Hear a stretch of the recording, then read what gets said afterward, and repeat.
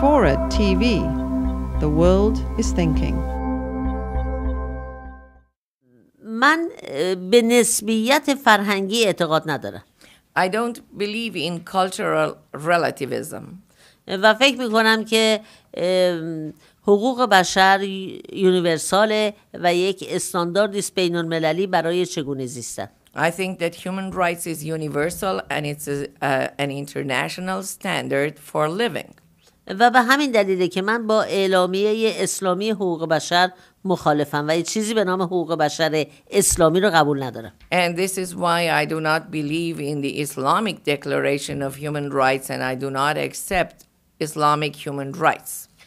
اگر مسلمان ها اجازه داشته باشن که به مناسبت مذهبشون یک اعلامیه اسلامی بنویسند، بنابراین عین همین حق رو برای سایر ادیان هم بایستی قائل باشن که اونا هم برای خودشون یه اعلامیه حقوق بشر بنویسن.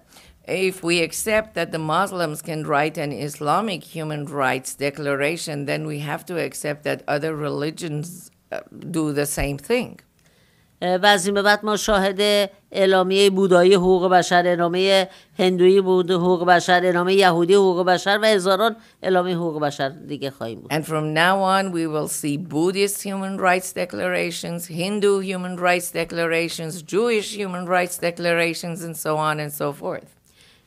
و این باعث از بین رفتن حقوق بشر خواهد بود. Which will result in the abolition of human rights. و اگر استانداردهای حقوق بشر از بین بره، اون کشور افرادی که ضعیفترن در جهان صدمه بیشتری خواهند خورد. And if the standards are abolished, standards of human rights, then the weaker people in the world will be the ones who will suffer. و کشورهای اسلامی متاسفانه ضعیفتر هستند. بنابراین از جهت سیاسی هم به نفع اونها نیست که اعلامیه حقوق بشر رو تضعیف بکنن. And unfortunately Islamic countries are the weakest and I think that politically it's not to their benefit to support an Islamic human rights declaration.